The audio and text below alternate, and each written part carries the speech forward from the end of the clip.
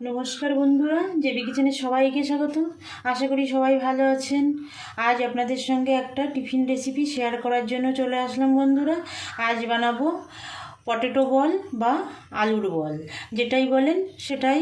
তার জন্য আমি এই যে 4টে আলু সিদ্ধ করে খোসা ছাড়িয়ে রেখেছি, আর নিয়েছি 2টো মিডিয়াম সাইজের পেঁয়াজ কুচিয়ে রেখেছি, বেসন নিয়েছি, কর্নফ্লাওয়ার, হলুদ গুঁড়ো, লঙ্কা কুচি আর লবণ নিয়েছি, আর এখানে 2টো শুকনো লঙ্কা নিয়েছি, আর একটু গোটা ধনে নিয়েছি, গোটা জিরে, একটু চীনাবাদাম নিয়েছি দেখুন, আর একটু ধনেপাতা কুচি আর সাদা তেল।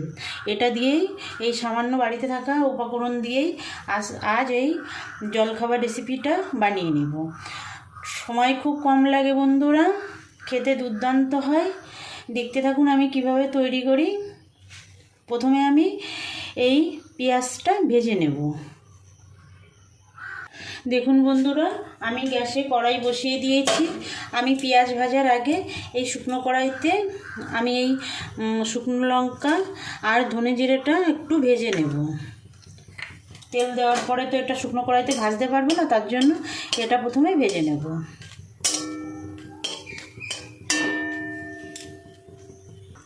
দেখুন আমি লঙ্কাটা প্রথমে একটু ভেজে নিলাম।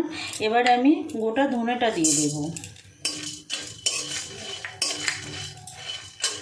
তারপর গোটা জিরেটা দিয়ে দেবো। খুব বেশি ভাজবো না, সামান্য একটা সুন্দর সেন্ট বেরোলেই আমি নামিয়ে নেব। বেশি ভাজলে পুড়ে গেলে আবার তিতো লাগতে পারে, সেজন্য খুব বেশি আমি ভাজবো না।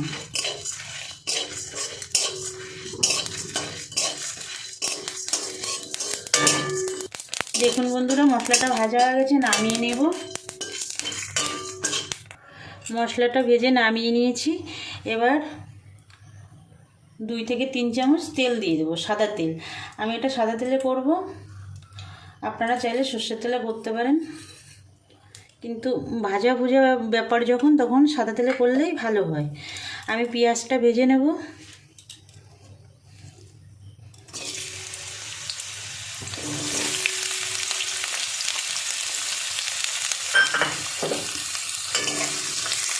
দেখুন বন্ধুরা, পেঁয়াজটা ভাজা হচ্ছে। আমি এখানে লবণ হলুদ কিছুই দেবো না, না দিয়েই পেঁয়াজটা ভেজে নেব। পুরো ব্রেস্টটা তৈরি করব না, একটু নরম থাকতে থাকতেই নামিয়ে নেব।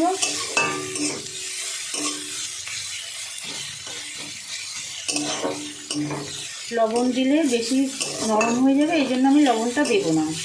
আর এখন আমি গ্যাস কিন্তু হাই ফ্লেমে রেখেছি, হাই ফ্লেমে রেখেই ভাজতে হবে। ঘন ঘন নাড়তে হবে, যাতে একটা সাইড পুড়ে না যায়। দেখুন বন্ধুরা, আর বেশি ভাজা করব না। এবার আমি পেঁয়াজটা তেল থেকে তুলে নেব। তেলটা চেপে রেখে পেঁয়াজটা তুলে নেব। দেখুন বন্ধুরা, পেঁয়াজটা নামিয়ে নিয়েছি ভেজে, এই যে এরকম ভেজেছি। আর এবার আমি যে মশলাটা ভেজে রেখেছিলাম, ওই মশলাটা একটু হাফ ভাঙা করে নেব, মানে একদম পুরো গুঁড়ো করব না, একটু ভেঙে ভেঙে নেব। এটাই করে আমি এই হামানদিস্তাটাই করে একটু এরকম করে আধা ভাঙা করে নেব। দেখুন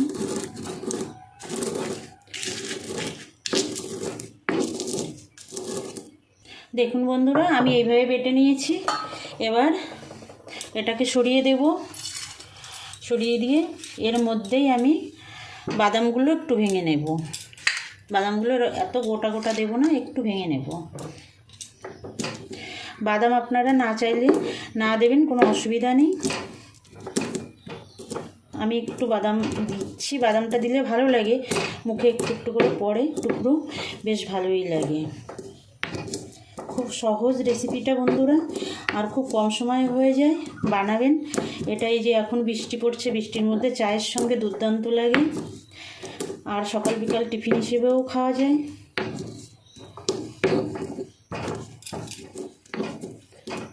দেখুন বাদামটা আমার ভেঙে নেওয়া হয়ে গেছে, নামিয়ে নেব।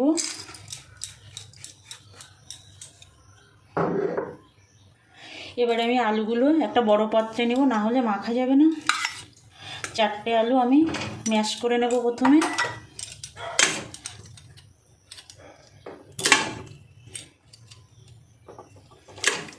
এভাবে ম্যাশ করে নিতে হবে। গ্রেটারেও আপনারা করে নিতে পারেন, কোনো অসুবিধা নেই। এই দেখুন হাত দিয়েই করে নিই। এই দেখুন হাত দিয়েই ভালো হচ্ছে, হাত দিয়েই তো মাখতে হবে, হাত দিয়েই মেখে নিয়ে দেখুন। দেখুন আলুগুলো আমি মেখে নিয়েছি। এবার আমি একটু স্বাদ মতো লবণ দিয়ে দেব।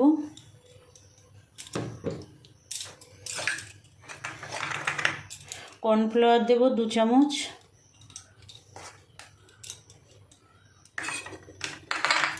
দু চামচ দেব বেসন।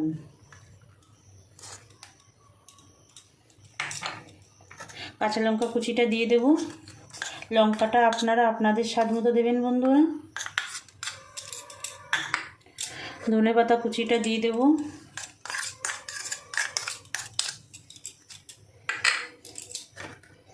একটু হলুদ দেব।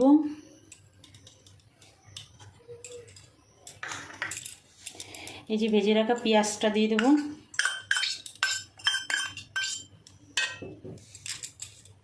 দিয়ে এবার মেখে নেব। আর যদি বেসন কর্নফ্লাওয়ার লাগে পরে দেব, মেখে দেখি। আর বন্ধুরা আপনাদের কাছে আমার অনুরোধ, আমার ভিডিওটা না টেনে শেষ পর্যন্ত দেখবেন। আর আমি যেভাবে এই পটেটো বলগুলো তৈরি করছি বাড়িতে একবার বানাবেন, আশা করি আপনাদের খুবই ভালো লাগবে। আমার আর একটু কর্নফ্লাওয়ার আর বেসন লাগবে বন্ধুরা। দেখুন একটু নরম নরম মনে হচ্ছে।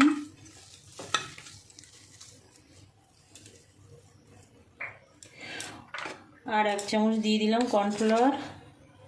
দেখুন উঁচু দিলাম। আর বেসনও দিয়ে দিলাম 1 চামচ। যতটা কর্নফ্লাওয়ার দেবেন বেসনও ততটা দেবেন, তাহলে স্বাদটা বেশি ভালো হবে। আর সেই ভেজে রাখা যে গুঁড়ো মশলাটা সেটা দিয়ে দিলাম, পুরোটাই দিয়ে দিলাম, অল্প করেই বানিয়েছি। আর দিয়ে দেব এই বাদাম, ভেঙে রাখা বাদামটা। এবার আবার মিশিয়ে নেব। যে সকল বন্ধুরা এখনও পর্যন্ত আমার চ্যানেলটা সাবস্ক্রাইব করেননি, আপনাদের কাছে অনুরোধ আমার চ্যানেলটা সাবস্ক্রাইব করে আমার সঙ্গে থাকবেন। বেল আইকনটা প্রেস করে রাখবেন। আমি যখনই কোনো নতুন ভিডিও দেব আপনাদের কাছে নোটিফিকেশান চলে যাবে, আপনারা আপনাদের সময় মতো দেখে নিতে পারবেন। আর যে সকল বন্ধুরা আমার সঙ্গে আছেন, আমার পুরনো বন্ধুরা, আমার সঙ্গে থাকবেন বরাবরের জন্য।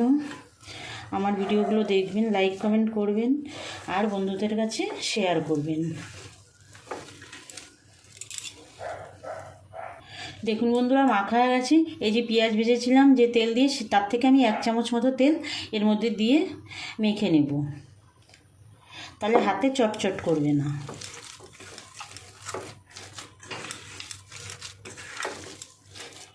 আর পেঁয়াজ ভাজার তেলে একটা আলাদা সেন্ট হয়, স্বাদ হয়, সেই জন্য ওই তেলটা দিলে এটা স্বাদও বেড়ে যাবে। ভালো করে মিশিয়ে নেব। দেখুন বন্ধুরা কত সুন্দর একটা ডো তৈরি হয়ে গেছে। যদি দেখেন হাতে লেগে যাচ্ছে, একটুখানি তেল লাগিয়ে নেবেন, তাহলে হাত থেকে ছেড়ে দেবে। এবার আমি বলগুলো তৈরি করব। একটা প্লেট নিলাম, হাতে একটু তেল লাগিয়ে নেব।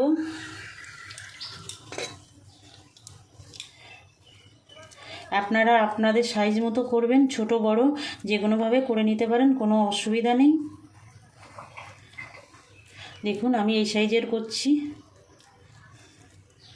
এরকমভাবে পাকিয়ে নিলে একদম সুন্দর, একদম মসৃণ একটা দেখুন বল তৈরি হয়েছে। কত সুন্দর লাগছে দেখুন দেখতে। এইভাবে সবগুলো বল বানিয়ে নেব।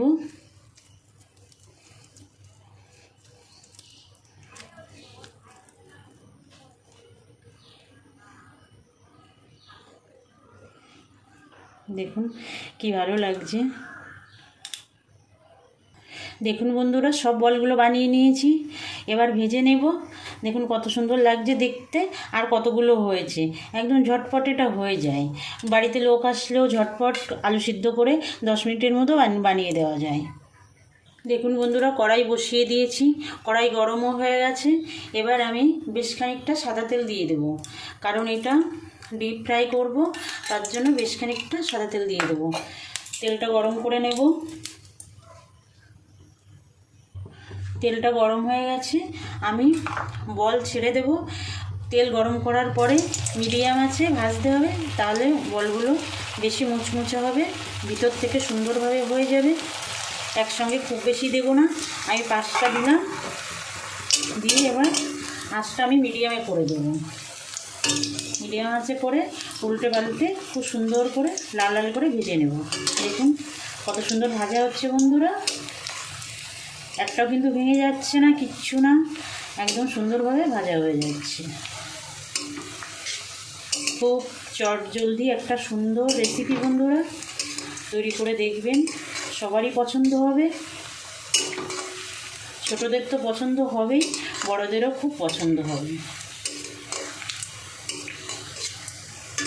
প্রথম ব্যাচের বলগুলো দেখুন বন্ধুরা ভাজা হয়ে গেছে, এবার আমি তুলে নেব। তুলে নিয়ে আমি সবগুলো ভেজে নেব।